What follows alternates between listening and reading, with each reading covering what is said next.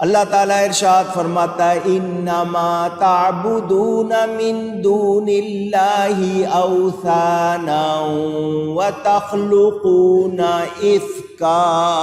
اللہ فرما رہا ہے تم تو اللہ کے سوا بتوں کو پوجتے ہو اور یہ نیرا جھوٹ ہے، یہ جو کر رہے ہو تم، یہ گڑھ رہے ہو، یہ نیرا جھوٹ ہے، یعنی اس میں معمولی سی بھی گنجائش نہیں صحیح ہونے کی، یہ نیرا جھوٹ ہے۔ ان الذین تعبدون من دون اللہ لا یملکون لکم رزقا فابتغوا عند اللہ الرزق واعبدوہ واشکروا لہ۔ تمہاری روزی کے یہ بت مالک نہیں، اللہ کے پاس رزق ڈھونڈو اور اس کی عبادت کرو اور اس کا احسان مانو۔ یہ بت کچھ نہیں دیتے، کون دیتا ہے؟ کون دیتا ہے؟ اونچی کہیے گا، توجہ۔ اب یہاں پر آپ کو 2-3 باتیں سمجھانی ہیں۔ پہلی بات تو یہ، قوم نمرود جس کی طرف حضرت ابراہیم علیہ السلام بھیجے گئے، ان کے ہاں تصویریں تھیں، بت تھے، ستاروں کی، چاند کی، سورج کی، الگ الگ لوگ پوجا کرتے تھے۔ صنم وہ بت ہے جو انسانی شکل میں لکڑی، پتھر، سونے، چاندی، لوہے، پیتل وغیرہ پر بنا دیا جاتا ہے۔ آپ کے بچوں کو بھی آپ وہ لا کے دینے لگ گئے، یہ غلط بات ہے۔ انسانی شکل کا بنا ہوا کھلونا بھی بچوں کو دینا نہیں چاہیے، تاکہ ان کے ذہن میں کوئی اور چیز وہ جگہ نہ بنا لے۔ تو صنم کہتے ہیں، بت کہتے ہیں، یہ جتنی دیویوں کی شکلیں بنائی ہوئی ہیں پتھروں کی، ہر ایک نے اپنے اپنے حساب سے۔ اب وثن کا لفظ جب کہتے ہیں تو اس میں شکل کی کوئی قید نہیں ہے، وہ انسانی شکل ہو یا کسی اور شکل کا، خاص صرف فوٹو ہو یا مجسمہ ہو، اس کو وثن کہتے ہیں۔ صنم اس بت کو کہتے ہیں جو کسی دھات وغیرہ پہ، پتھر لکڑی پہ بنایا جائے۔ خلق کے معنی گڑھنا، یعنی کسی چیز کو بڑھنا، یہ جس کو آپ بنانا کہتے ہیں، بنانے والے کو آپ خالق کہتے ہیں۔ اللہ تعالیٰ سب سے بہتر، سب سے اچھا بنانے والا۔ آج کل لوگ بھی بہت سی چیزوں کو بناتے ہیں، کوئی ملک بنائے تو اس کو اس ملک کا خالق، تخلیق کار کہہ دیتے ہیں آپ لوگ۔ یہ بت اپنے ہاتھوں سے بناتے تھے، گڑھتے تھے، وہ عبادت کے لائق نہیں۔ اللہ فرماتا ہے یہ بت روزی نہیں دیتے۔ روزی کون دیتا ہے؟ اللہ۔ تو کس کی عبادت کرنی ہے؟ اب یہاں جو بات آ رہی ہے وہ میں نے آپ سے کرنی ہے۔ کچھ لوگ یہ کہتے ہیں تم مزاروں پہ جا کے بھی مانگتے ہو، اللہ والوں کی قبروں پہ جاتے ہو، تم بھی مانگتے ہو۔ وہ بھی پتھروں سے مانگتے تھے، تم بھی پتھروں سے مانگتے ہو۔ جس طرح وہ غلط تھے اسی طرح تم غلط ہو، یہ بات وہ کہتے ہیں۔ میں اس کو سمجھا دوں، حالانکہ 1000 بار سمجھایا، ایک بار پھر۔ ہم کسی پتھر کے پاس نہیں جاتے، دھیان سے سن لیں، ہم کسی پتھر کے پاس، ساتھ دیجئے میرا ذرا، کہیے، نہیں جاتے۔ ہم جاتے ہیں اللہ والے کے پاس۔ کس کے پاس جاتے ہیں؟ اگر صرف پتھر کی بات ہوتی تو ہر قبر پہ چلے جاتے، ہم ہر قبر پہ جاتے ہیں اونچی، مگر پتہ چل جائے یہ داتا صاحب کی قبر ہے، پتہ چل جائے یہ غوث پاک کی قبر ہے، پتہ چل جائے یہ خواجہ غریب نواز کی قبر ہے، یہ حضرت بابا فرید کی قبر ہے، تو ہم ہر ایک کے پاس جاتے نہیں، اور ہم قبر کے پاس نہیں جاتے، قبر والے کے پاس جاتے۔ سمجھ آ گئی بات؟ اور قبر والے کے پاس کیوں جاتے ہیں؟ کہ وہ اللہ والا ہے۔ قبر والا کون ہے؟ کون ہے؟ اس کی نسبت کس کے ساتھ ہے؟ اللہ کے ساتھ۔ پہلی بات تو یہ سن لی آپ نے۔ اب ایک حدیث سنا رہا ہوں آپ کو، مسند احمد میں بھی ہے، المستدرک میں بھی ہے، میری کتاب پڑھنی ہو قبر کے احکام اور آداب، میں نے اس میں لکھا ہے۔ ایک شخص نبی پاک کی قبر پر منہ رکھے ہوئے ہے، نبی پاک کی قبر پر، اونچی کہیے، زور سے کہیے، منہ کس طرح رکھے گا؟ 3 طریقے ہیں، یا تو دایاں گال قبر سے لگا ہوگا، یا بایاں رخسار، یا پھر سیدھا منہ، یہی طریقہ ہے نا، اور تو کچھ نہیں ہے۔ وہ حضور کی قبر سے لپٹا ہوا، منہ رکھے ہوئے، چوم بھی رہا ہے، منہ لگا رہا ہے۔ ایک شخص نے آ کر پیچھے سے اس کی گردن پکڑی، اور گردن پکڑ کے کہا کہ کون ہے تو اور کیا کر رہا ہے؟ جب اس نے گردن پکڑی تو چہرہ قبر سے ہٹا، سامنے نظر آیا تو وہ جو منہ رکھے ہوئے تھے قبر پر، وہ نبی پاک کے صحابی تھے، حضرت ابو ایوب انصاری رضی اللہ تعالی عنہ، جن کو میزبان رسول کہا جاتا ہے۔ گردن پکڑنے والا تھا مروان، وہ مدینے کا گورنر تھا۔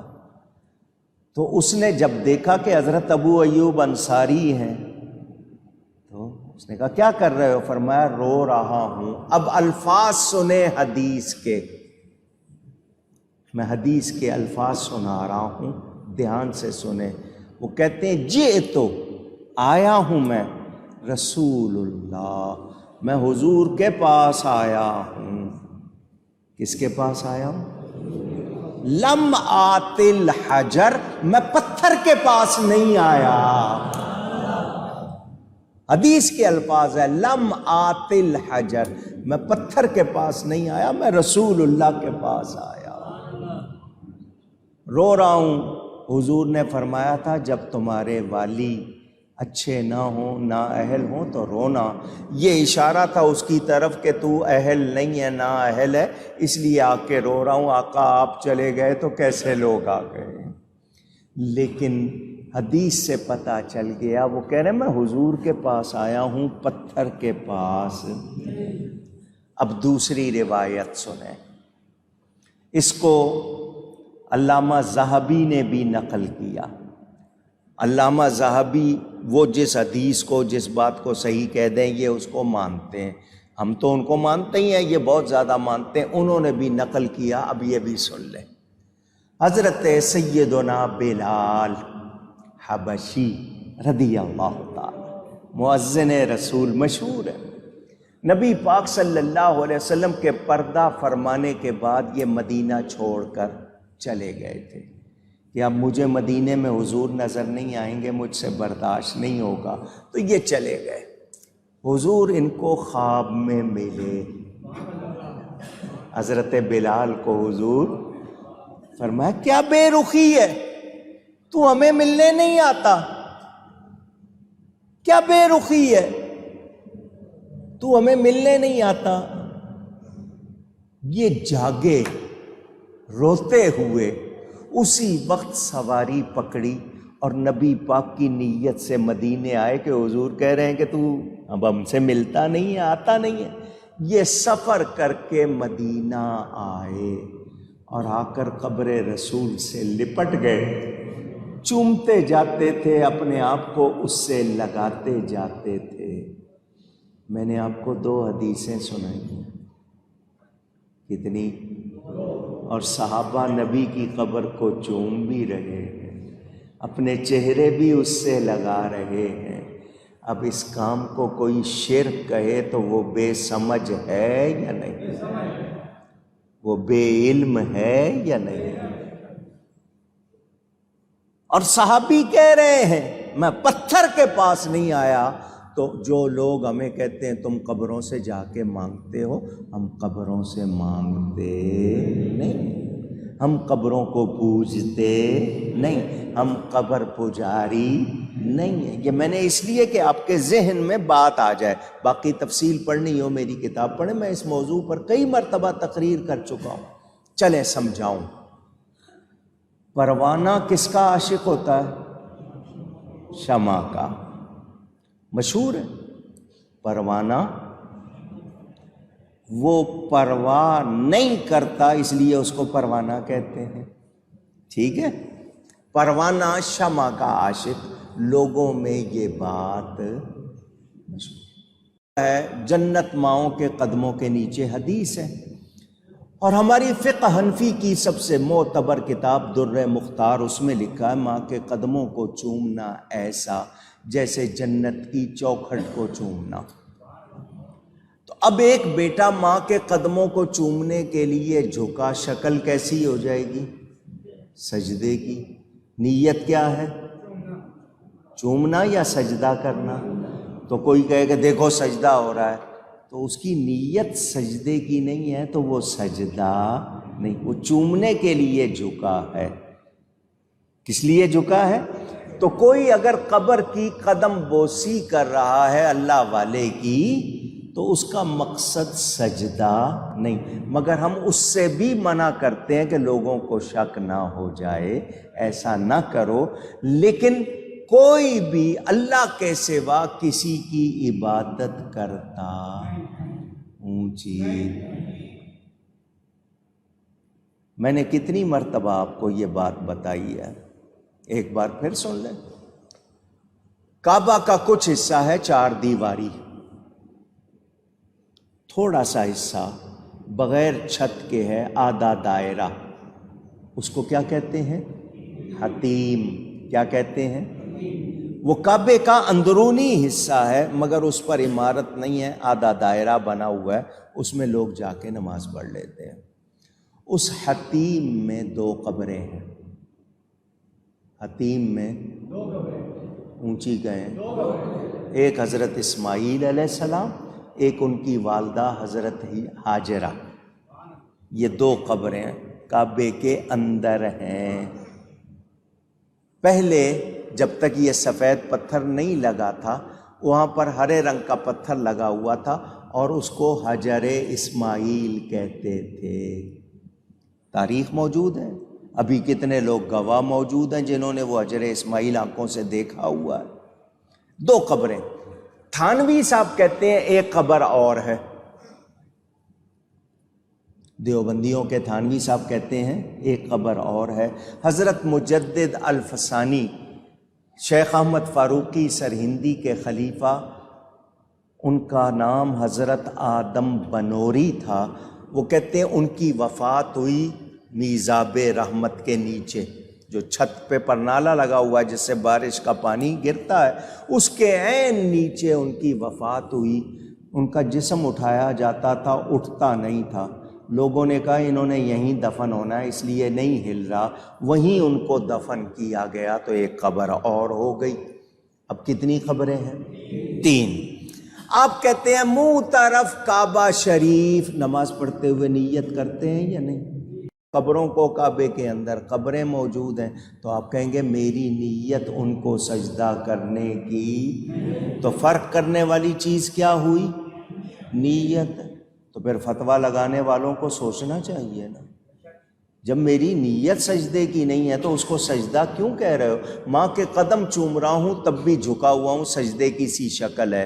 میں سجدہ کر رہا ہوں تب بھی سجدے کی شکل، اللہ کو سجدہ کر رہا ہوں، ماں کے قدم چوم رہا ہوں، شکل ایک ہے، فرق کرنے والی چیز نیت۔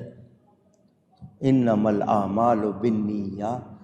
تو اللہ کے نزدیک ہم مومن ہیں تو ان کے فتووں سے ہم مشرک ہو سکتے نہیں۔ تو یہ میں نے بتانا تھا آپ کو، ہم اللہ کے سوا کسی پتھر کی، لکڑی کی، چاند کی، سورج کی، تاروں کی، پانی کی، آگ کی، پیتل کی پوجا کرتے نہیں۔ عبادت صرف اور صرف تو من دون اللہ سے مراد ہیں بت۔ اچھا، ہم کسی نبی ولی کو اللہ کا شریک بھی نہیں مانتے، کیا کہتے ہیں؟ لا شریک لہ، کیا کہتے ہیں؟ اس کا کوئی شریک نہیں۔ تو ہم اللہ تعالیٰ کا کسی کو شریک نہیں مانتے کسی طرح بھی۔ یہ جو بتوں کی پوجا کرنے والے وہ بتوں کو اللہ کا شریک مانتے ہیں یا نہیں؟ اونچی وہ کوئی نام رکھے ہوئے ہیں، کیا ہے کہ جی یہ اس کے شریک ہیں، یہ کرتے ہیں، وہاں کرتے ہیں، وہ بتوں کے لیے وہ عقیدے رکھتے ہیں۔ ہمارا کوئی عقیدہ ایسا کسی نبی ولی کے لیے اونچی؟ اللہ تعالی قادر و قدیر ہے، مالک ہے، رازق ہے۔ اللہ تعالی اپنے نبیوں ولیوں کو شان عطا فرماتا ہے، اختیار عطا فرماتا ہے۔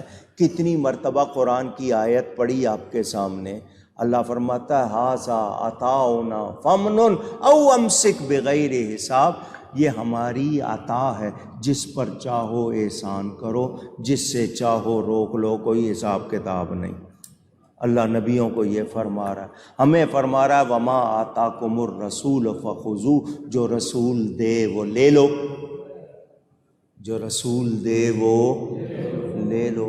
تو اللہ نبیوں ولیوں کو اختیار دیتا ہے، تو یہ نبی ولی خود سے نہیں، اللہ کی عطا سے، اللہ کی، زور سے کہیے، اللہ کی عطا سے۔ اللہ کی عطا کے بغیر ہم مانتے نہیں۔ اب صحابہ حضور کے پاس آ رہے ہیں، مانگ رہے ہیں، اسألک، میں آپ سے مانگتا ہوں۔ حضور ان کو منع نہیں کر رہے، کیوں کہ صحابی کا ایمان کیا ہے؟ دینے والا کون ہے؟ دلوانے والے رسول اللہ۔ رب ہے معطی، یہ ہے قاسم، رزق اس کا ہے کھلاتے، یہ ہے رزق اس کا ہے کھلاتے، یہ ہے اور اس کی بخشش ان کا صدقہ دیتا وہ ہے دلاتے، یہ ہے دیتا وہ ہے دلاتے۔ ہمارا تو واضح بات ہے، نبی خود سے دیتے، نبی کو دینے کا اختیار دینے والا کون ہے؟ خود فرماتے ہیں انما انا قاسم واللہ یؤتی، اللہ عطا کرنے والا ہے، میں بانٹنے والا ہوں۔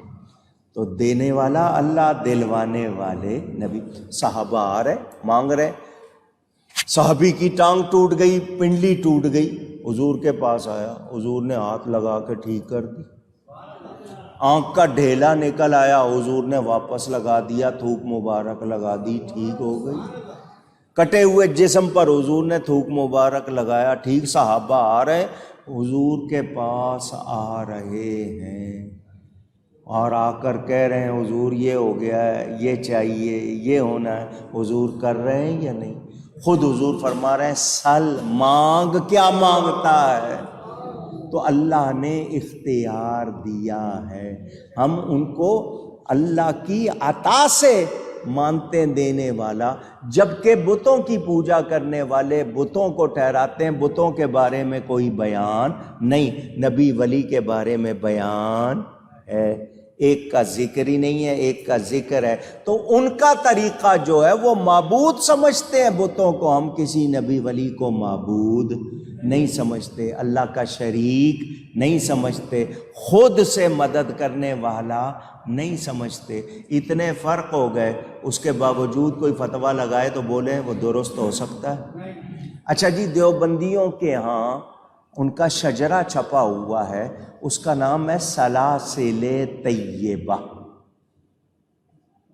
وہ بھی پیری مریدی کرنے لگ گئے، انہوں نے چھاپا، اس میں انہوں نے جو شجرہ ہے، ایک تو ہوتا ہے نا نام ہوتے ہیں، ایک منظوم ہو جاتا ہے نظم تاکہ پڑھیں لوگ شعروں کی صورت میں، اس میں لکھا ہوا ہے کھول دے دل میں میرے تمام، وہ جو لکھا ہے کہ میرے دل پہ یا اللہ سارے علم کے دروازے کھول دے، ہادی عالم علی مشکل کشا کے واسطے، ہادی عالم علی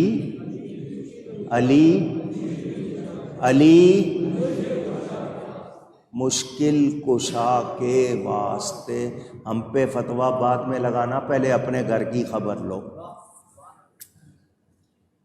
ان کو ہادی عالم بھی مانا کہ سارے عالم کو ہدایت دینے والے، پھر مشکل کشا، مشکل کا لفظ آپ جانتے ہیں تکلیف کو کہتے ہیں، کشا کھولنے کو کہتے ہیں، مشکل دور کرنے والا، کھولنے والا۔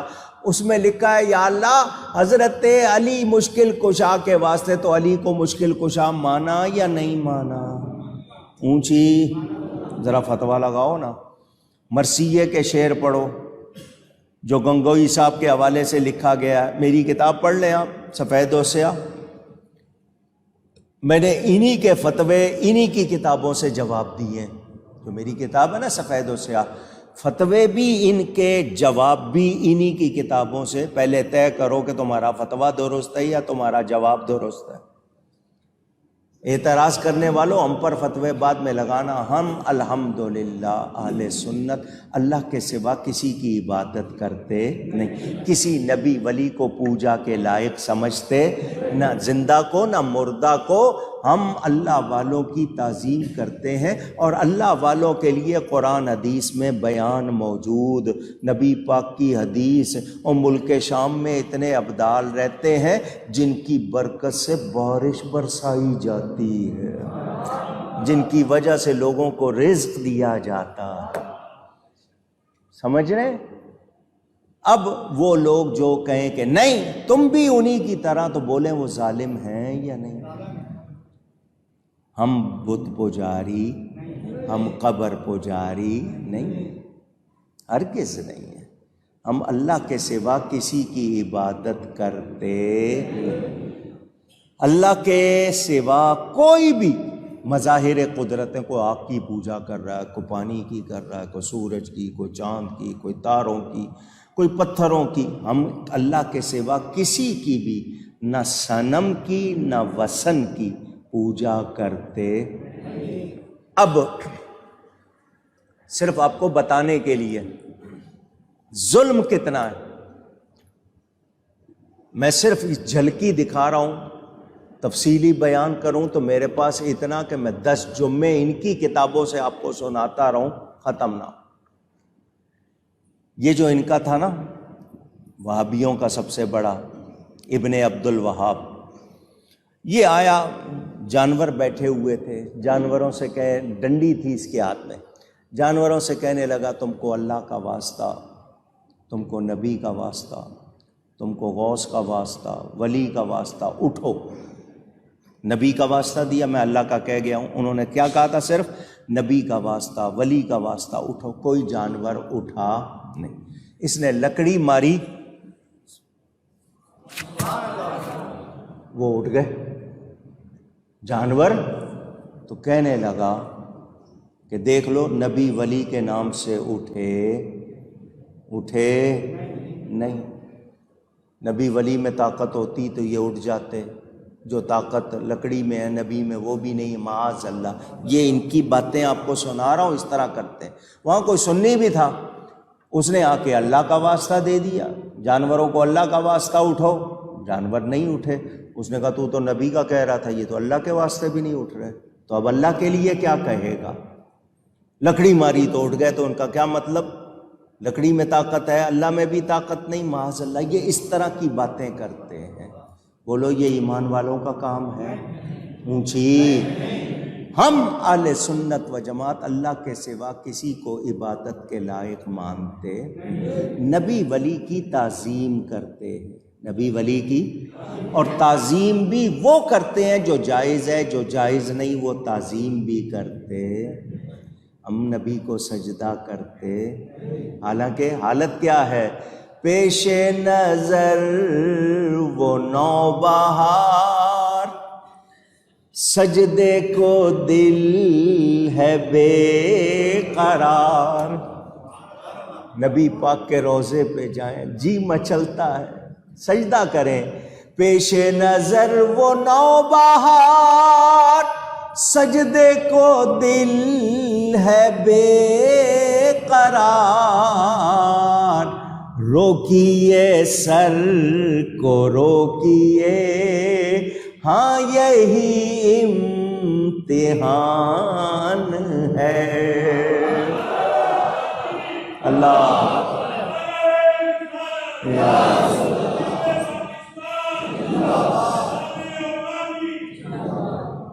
روکیے سر کو روکیے، ہاں یہی امتحان ہے۔ تو ہم تو نبی پاک کو سجدہ نہیں کرتے، کسی اور کو کیا سجدہ کریں گے؟ سمجھ آئی بات؟ تو وہ لوگ جو ہم پر الزام لگاتے ہیں وہ ظالم ہیں۔ ہم اللہ کے سوا کسی کی پوجا کرتے نہیں، اور من دون اللہ سے مراد بت ہیں۔ بت کچھ نہیں کر سکتے، اللہ والے بہت کچھ۔ نہیں بت تراشنے والا، اس کے ہاتھ میں طاقت ہے نا، بت تراش دیا۔ بت خود اپنے آپ کو تراش لیتا نہیں، تو سوچنا چاہیے۔ تو بتوں کی پوجا، میں نے آپ کو صنم اور وثن کا فرق بھی بتا دیا۔ ایک جملہ کہہ رہا ہوں تکلیف کے ساتھ، یہ لوگ انہوں نے اپنی کتابوں میں نبی پاک کے گنبد کو سب سے بڑا بت لکھا ہے، معاذ اللہ، سب کہیں معاذ اللہ، اس کو وثن لکھا ہے، معاذ اللہ۔